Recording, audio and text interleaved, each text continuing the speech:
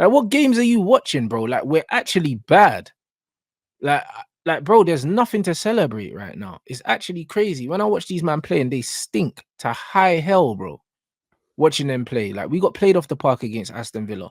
The McTominay comes on, scores the header. A man's talking about, I told you so, and that, bro. Like, this guy's actually, he must be mentally ill, bro, because some of the things he says, yeah, with a straight face are concerning, bruv.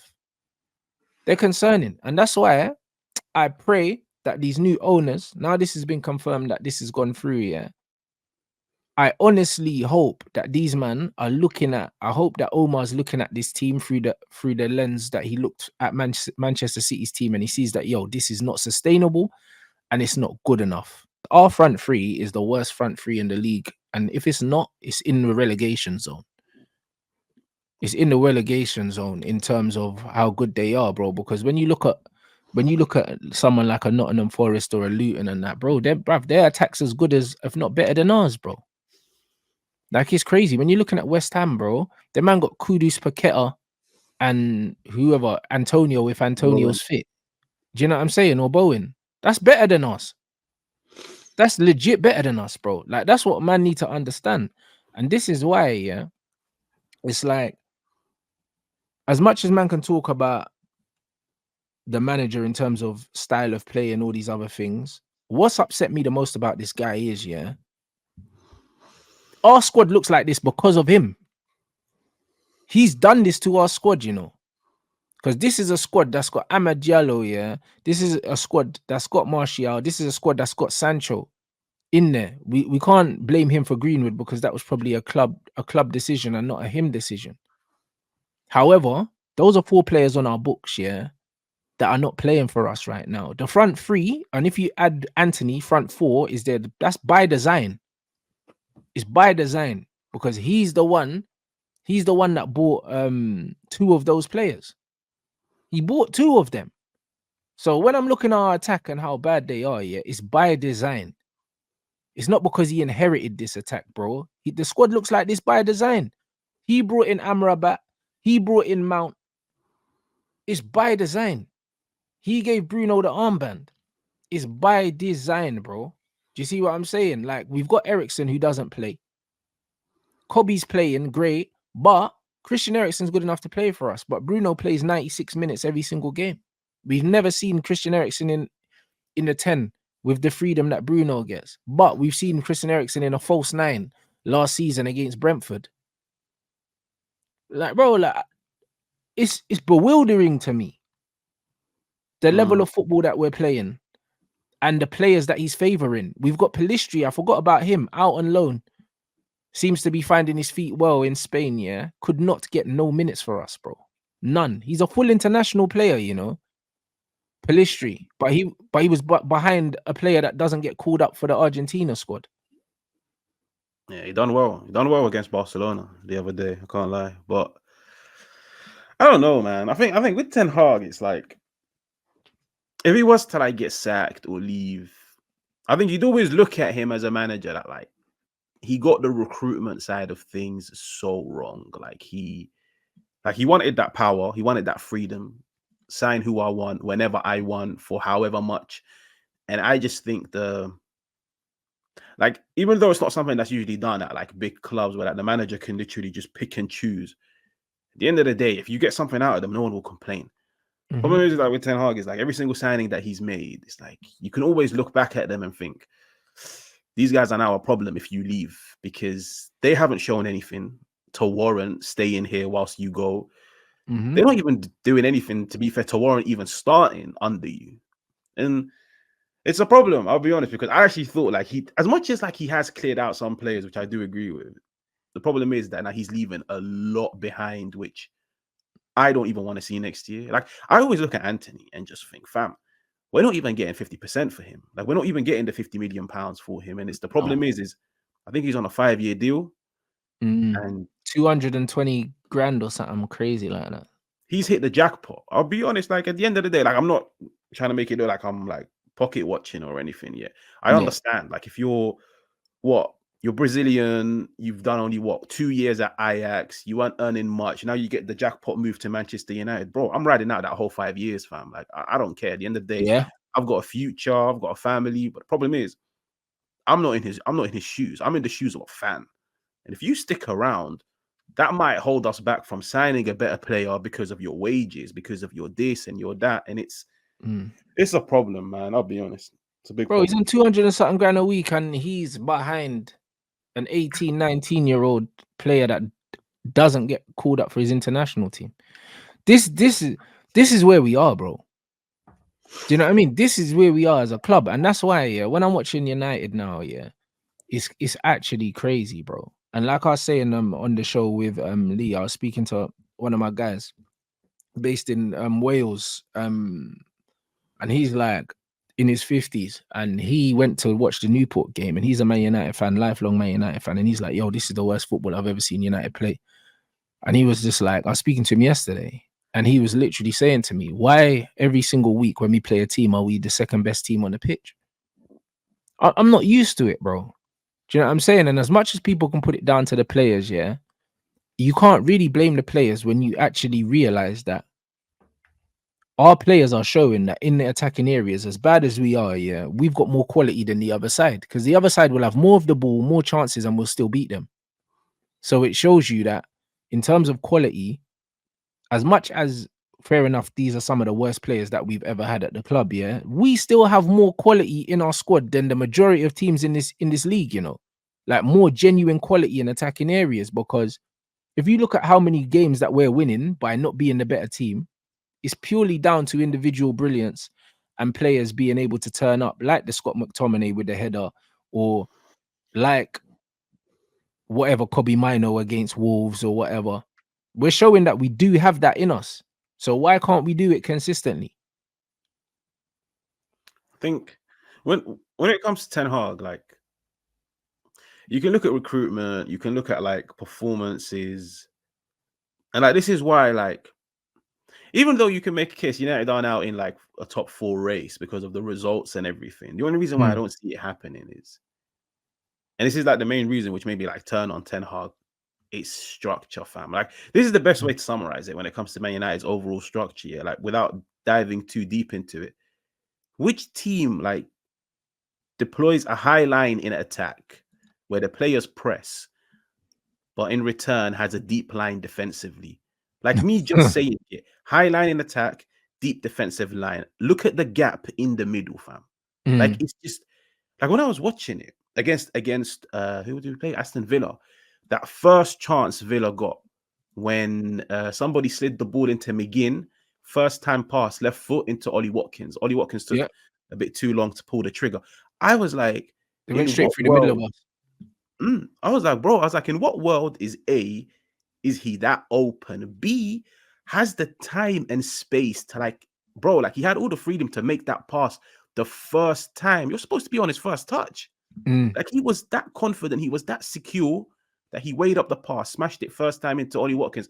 And then even then, like Ollie Watkins should have scored that, but he took too long, like to a point where Onana came out and closed him down. And I was just like the gap is so big. And then it happened again. Like Jacob Ramsey could have walked away with a hat trick that day yeah, if he had better shooting boots. And that's what it is, bro. It's like I don't really look at the attackers and that. I'm just like the midfield is always open. Why? Because you're clearly telling the attackers to press. yeah. Sweet. Every manager presses. You're telling them to press. But the problem is if you're gonna push the team higher up to press, you need the midfielders to join in with the press, and then you need the defense to also push forward to like make the opposition half more congested, just to like suffocate them in their own half. The problem But you is, can't do that with Harry Maguire. I don't think it's Maguire. I think it's No, but more you can't play a high line with Harry Maguire. You cannot, bro. Because even what was it? Um, the Emerson chance where Harry Maguire got caught he out. lost the ball. Yeah, Yeah, bro. This is what happens when you play high line with Maguire. Like even Ange Postecoglou was like, I'm not playing Eric Dyer, bruv, because the way we play, he is a liability. He's a sitting duck. If we did want to play high line, I don't believe that the manager's not playing a high line because of Harry Maguire. I believe he's not playing a high line because he's a coward. However, Harry Maguire is not conducive to playing in that shape anyway. You understand football tactics. If you press from the front, you have to play a high line because the whole point of pressing, yeah, is condensing the space in which the other team can play in. Mm. So why would you press and then leave a hole in the middle of the pitch? It doesn't make sense. So when you see high pressing teams, that comes with a high line. Deep block teams drop off. You cannot press high and have a deep block because then in the middle, your midfield gets cooked. And this is what happens to us every game. Our midfield gets overran every game, every single game. And then people want to blame the players. Oh, Cass's legs are gone. And then it was Amrabat in there. No matter who's in that single pivot for us, yeah, they get overran. Yeah, that's exactly what it is. High line, low defensive line. So it's the attackers are too high to drop off and help the midfield.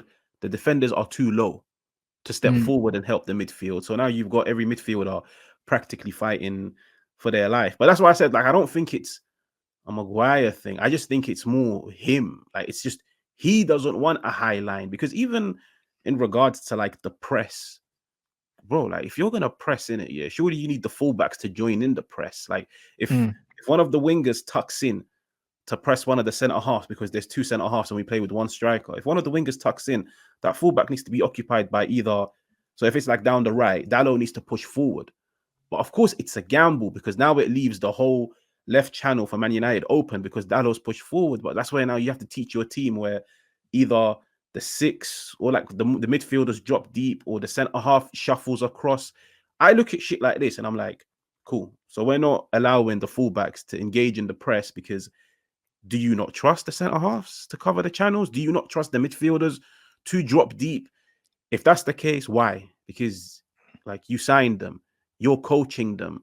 Like what is it? That's why I look at it sometimes and I'm like, okay, cool, it's structure, but these are things that can be taught. Are they Yeah. things that we're even rolling the dice with? Like, are we rolling that dice and saying, yo, sure, Dallo, push forward, join in the press? No. So it's just that's why when you watch Man United, like I always say this in it, yeah, watch us when we press and watch how the opposition fullback is always open because once one of the wingers tucks in, we're always outnumbered. It's always a 3v4. So there's always one person out there, and it's funny, but it's getting frustrating, I'll be honest. I don't even think they're being taught how to press either. Because when you look at the body shape of our players when they press, it's all over the place. Like the worst way you can press is just by running directly at someone. Like you're supposed to be cutting off passing lanes. That's the whole point of pressing. Because if you just run straight at me, I'm just gonna step to the side. Like, do you know what I mean? Like anyone that likes taking players on, yeah, the best thing you can do as an attacker, yeah, is run at me because you've just made up my mind for me, bro. Like I love when I'm running with the ball and players are running at me because, bro, I'll step past you every single time because I can look at your body shape and just step past you. It's easy. When people actually cut off a certain part of the pitch and try and force you to go somewhere you don't want to go, that's where you don't want to be. So when you're pressing, you always have to have your body open and you have to be sending a player somewhere. These men just run towards the guy with the ball headlessly, bro. Rasmus does it. Bruno does it. Rashford does it sometimes. Do you know what I mean? But more times he don't really press.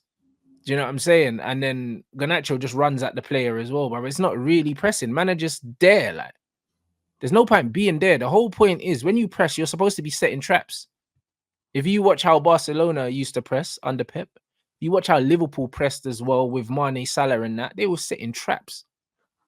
They were setting traps so that they could hit you on the counter press. We're not setting no traps. We're just running. We're just running. That's what it is, isn't it? And it's like even if you flip it and look at it the other way, because like you can dominate the opposition in two different ways. Yeah, like you can dominate them by like pressing them, like setting traps, knowing I don't know, like when a player has a ball on his weaker foot, that's when you press, or like what some teams do, which is the weak link in possession, don't press him because he's a weak link. He will probably give you the ball back. Yeah. So many things like that. But then it's like, I always like to say this where it's like, if you don't press, you can still control a game because it's like your movement and your like structure and positioning off the ball can like manipulate the opposition in a sense where you now force them to make certain passes. So even though you're sat at home watching the game and you're seeing a pass being made and you're thinking, yeah, calm, 10-yard pass. In reality, it's all part of the plan because now you're getting the ball into areas where we can retrieve it off you. And I think with football, like it's all about like manipulation, whether you're on the ball or not. With Man United, the press isn't the best. So we can't manipulate in regards to our press. We can't manipulate in terms of shape. Like Mm. sometimes I watch Manchester City and I'm like, Man City are 2-1 up. They're not pressing anymore because it's risky. It's in the 80th minute. But it's like you see the positions that Bernardo goes into, and you're thinking, like, yo, you've just left that pass into the middle wide open. So, Mm. like, the opposition make that pass, but by the time the player's on their first touch, Rodri's already in behind them. So, in a sense, it's we're gonna let you do that pass because it just makes it easier for us to get the ball off you. Because it's And still it's a trap. that's what it is, bro. So it's like you either Mm. trap them by pressing them, or you trap them by giving them the door for them to go through. But in reality, there's no way out, and it's like that's what I like about football nowadays, which is like even though it's very like system based, there's so many ways to like gain dominance. And with Mm. Ten Hag, it's like that's why he's annoyed me so much, man. Because you don't understand like the amount of reading and shit I've done on this guy, and it's like I'm like none of it. Like everything that I like about football, like traps, dominance, zones, like the geometry side of things, you haven't brought a single thing of it. Why? I don't know. But this is it. I But don't know then he why. talks with so much chest as well, bro. That's why he winds me up. You know, like that, because we won a few games, yeah, from being shit. And he'll come out and say, "Oh yeah, I told you, lot, you didn't believe me when I got my players back. We were gonna win games." And then Mm, saying, "Oh, like we can beat anyone and stuff." It's like, bro, what games are you watching? Like, what games are you watching, bro? Like, we're actually bad. Like, bro, there's nothing to celebrate right now. It's actually crazy. When I watch these man playing, they stink to high hell, bro. Watching them play, like we got played off the park against Aston Villa. The McTominay comes on, scores the header. A man's talking about, "I told you so," and that, bro. Like this guy's actually he must be mentally ill, bro, because some of the things he says, yeah, with a straight face are concerning, bruv. They're concerning. And that's why I pray that these new owners, now this has been confirmed that this has gone through, yeah. I honestly hope that these men are looking at, I hope that Omar's looking at this team through the lens that he looked at Manchester City's team and he sees that, yo, this is not sustainable and it's not good enough. Do you know what I mean? The Brer said we could have won at Arsenal. We deserve to win there. No, we didn't, bruv. Do you know what I'm saying? The Arsenal performance was one of the better performances for me for the simple fact that it looked like we had a game plan against Arsenal. We were playing, we were keeping possession at the back and we were trying to draw Arsenal onto us so we could go direct in behind, and it worked for the Rashford goal. And that was our game plan, and I could see it.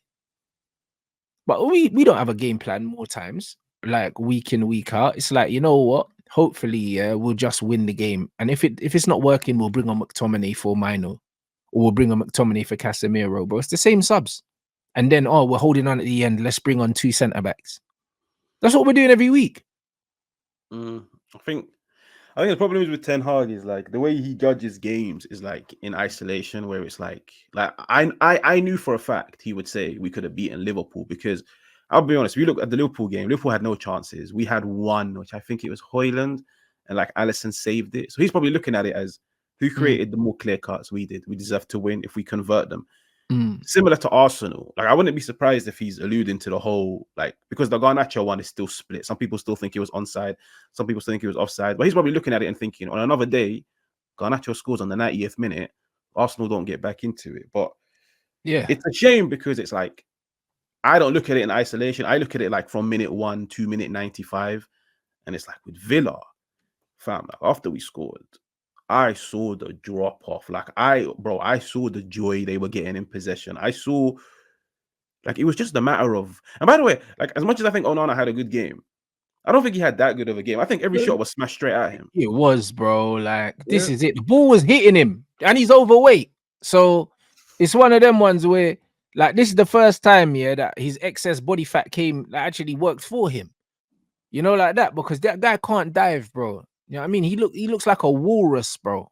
That's what he looks like in that goal. He can't move. Anything to the left or right of him is in. So it's That's what it was. Because it's like as much as I praised him, because I got used to an Onana where even if it's straight at him, it goes in.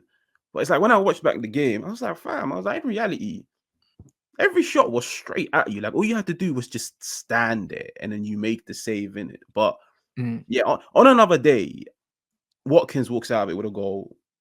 Ramsey walks out of it with. I like Jacob Ramsey. He walks out of it with like 2 goals. Yeah. And then it's like at the end of it is, why are they creating that many chances when in return we're not? And the funny thing is, this is an Aston Villa high line, which some teams have murdered this year. Like I think We murdered them Newcastle. at home. At home. Newcastle first game of the season, I think they spanked them like 5. Mm.